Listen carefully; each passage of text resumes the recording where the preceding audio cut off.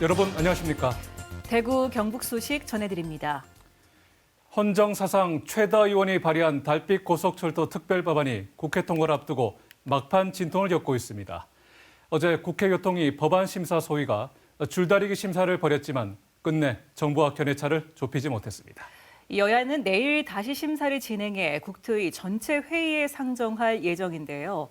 여야 의원이 뜻을 모아 마련한 법안인 만큼 연내 국회 본회의 통과가 가능하도록 한다는 방침입니다. 보도에 권윤수 기자입니다.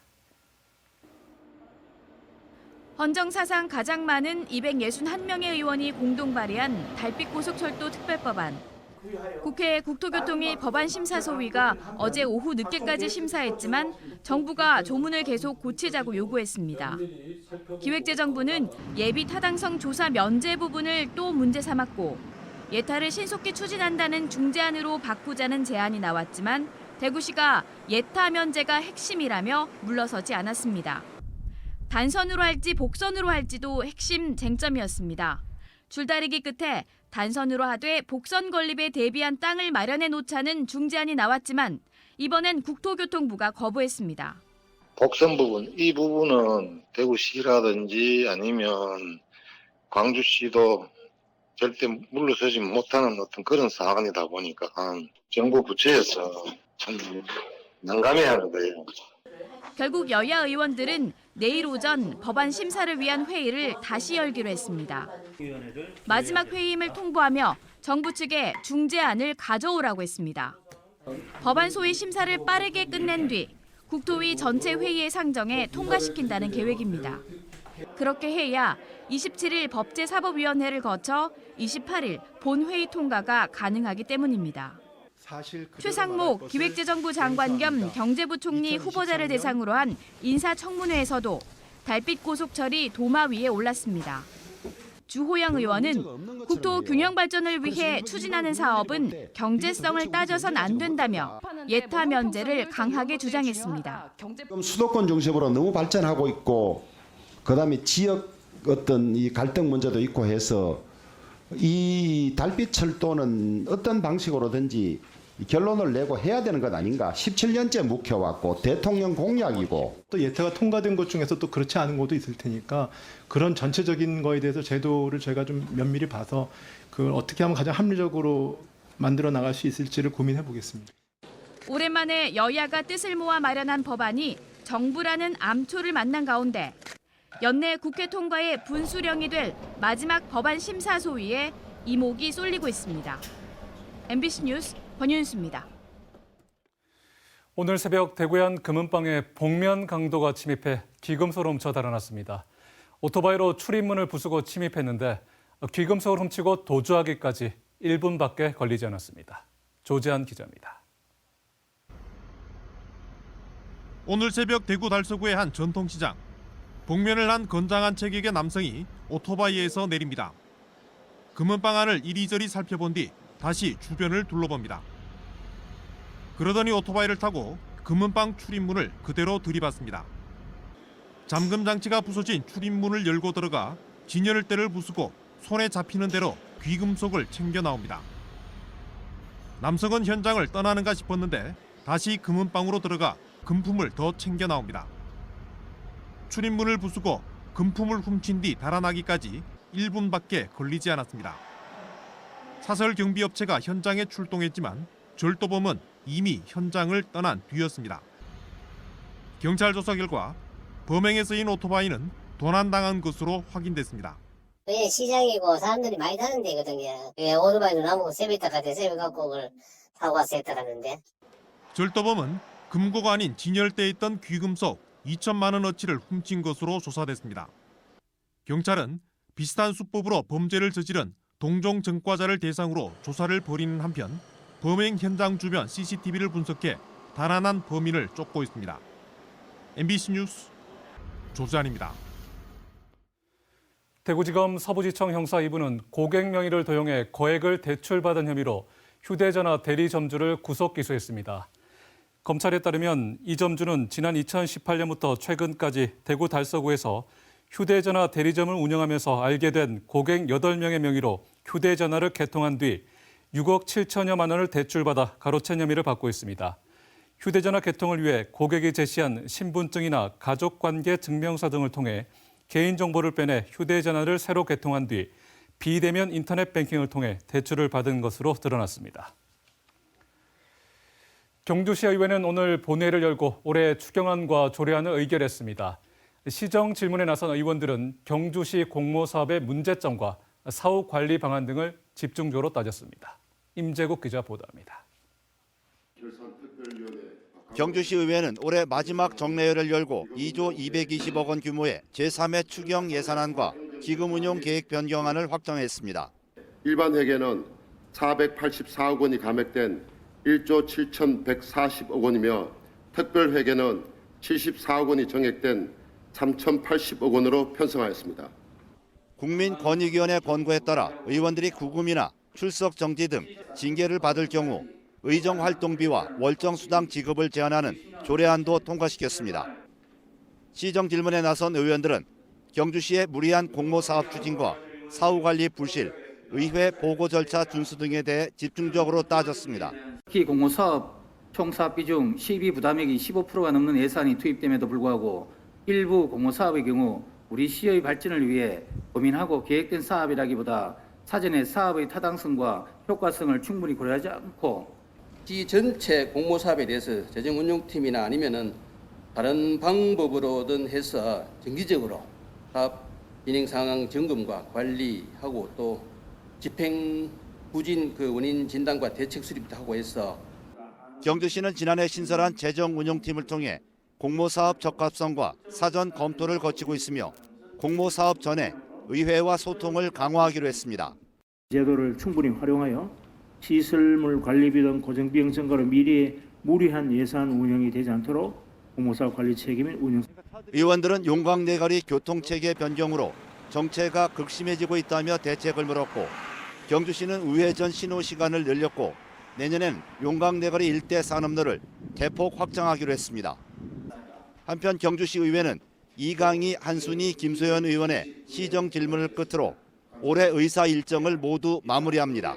MBC 뉴스 임재욱입니다. 지난 여름 일본이 후쿠시마 원전 오염수를 방류하면서 우리나라뿐 아니라 전 세계에 논란이 일었습니다. 오늘이 오염수를 방류한 지 100일째 되는 날인데요. 걱정과 불안은 여전합니다.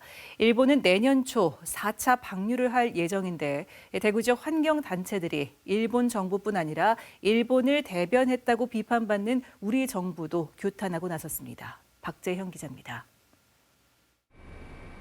일본이 후쿠시마 원전 오염수 해양 방류를 시작한 건 지난 8월. 지금까지 3차례에 걸친 방류로 처분한 오염수는 2만 3천여 톤입니다.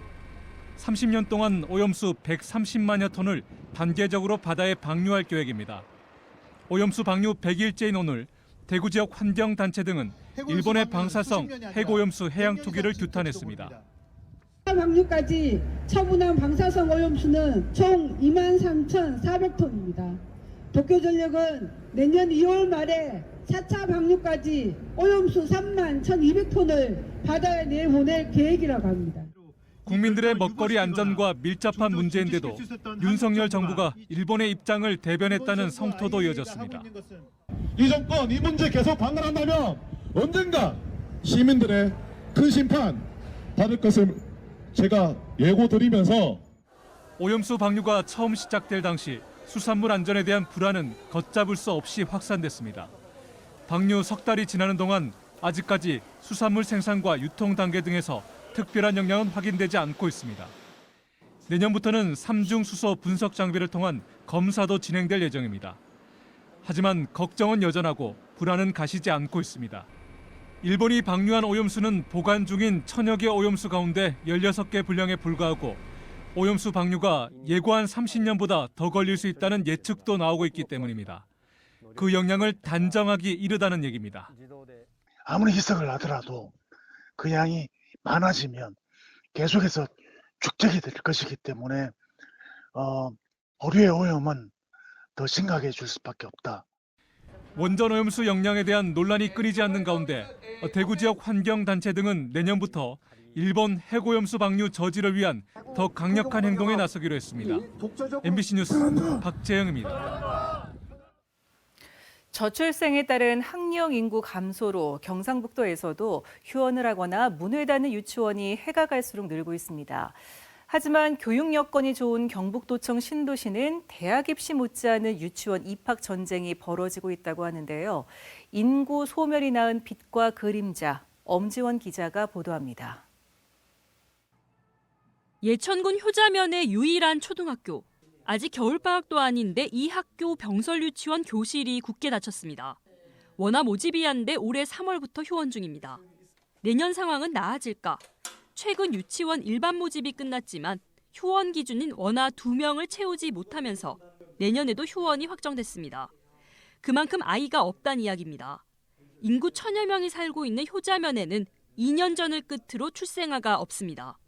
현재 2명이 모집이 어려운 상태고 앞으로 5년간 현황을 파악했을 때 출생아가 본 면에는 없는 걸로 이렇게 된다면은 면 단위 학교는 조만간 휴원뿐만 아니라 학교도 문을 닫아야. 유치원이 3년 연속 휴원하면 사실상 폐원 절차를 밟습니다. 경북은 한 해 유치원 50여 곳이 휴원하고 10여 곳이 폐원하고 있는데 휴폐원 수는 빠르게 늘어나고 있습니다. 워낙 이달 사태는 더 많습니다. 농촌의 읍면 단위 유치원은 물론 시가지 유치원들도 대부분 미달입니다. 경북은 3만 6천여 명 모집 정원에 등록한 원아는 2만 5천여 명에 불과합니다. 경북 전체 예상으로 보자면 지금 현재 모집 인원의 70% 정도는 모집이 되었어요. 재원생을 포함해서. 근데 현재 보면은 출생률이 지속적으로 감소하고 있기 때문에 향후에도 그 원아 모집은 감소할 것으로 예상되고 있습니다. 학령 인구 감소라는 큰 흐름 속에도 때 아닌 유치원 입학 전쟁을 치르는 곳이 있습니다. 이곳 경북 도청 신도시입니다. 도청 신도시에는 단설 유치원 4곳, 병설은 2곳이 있는데 올해도 정원을 채우다 못해 넘쳤습니다. 단설은 대기가 평균 60명이 넘습니다. 이러다 보니 일각에선 저소득층과 다자녀들을 먼저 선발하는 우선 모집이 외동 역차별을 부추긴다는 주장마저 나올 정도입니다. 1지망부터 3지망까지 총 3군데 썼고요. 다 떨어진 상태입니다. 걱정이 크죠. 예천읍이나 그 지보 병설 유치원 같은 차로 한 20-30분 떨어진 곳으로 보내야 됩니다. 신도시 유치원으로 모여드는 이유는 자명합니다. 모두 신축 유치원이다 보니 시설 등 교육 인프라는 물론 커리큘럼 면에서도 비교가 불가합니다. 안동 시내와 예천, 영주 등 인근 중소도시의 젊은 부모들이 멀리 신도시로 이사를 감행하는 가장 큰 이유는 교육입니다. 유치원은 물론 초등도 학생 수가 급감하고 있는 상황에서 우리 이 호명면 자체의 단설 유치원에 유아들이 대기 인원이 이렇게 많다라는 것은 정말 고마운 일이에요.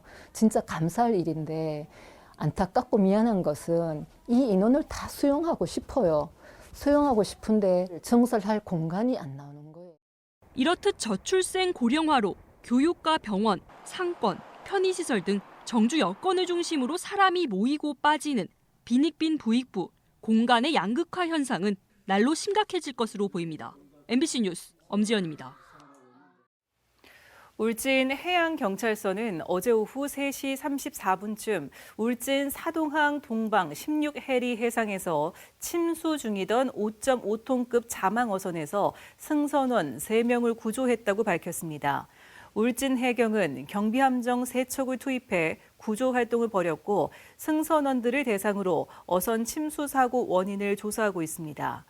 해경은 겨울철 해상 기상이 불량해 해양 사고 시 인명사고로 이어질 가능성이 높다며 철저한 안전 점검과 기상 상태를 수시로 파악해달라고 당부했습니다.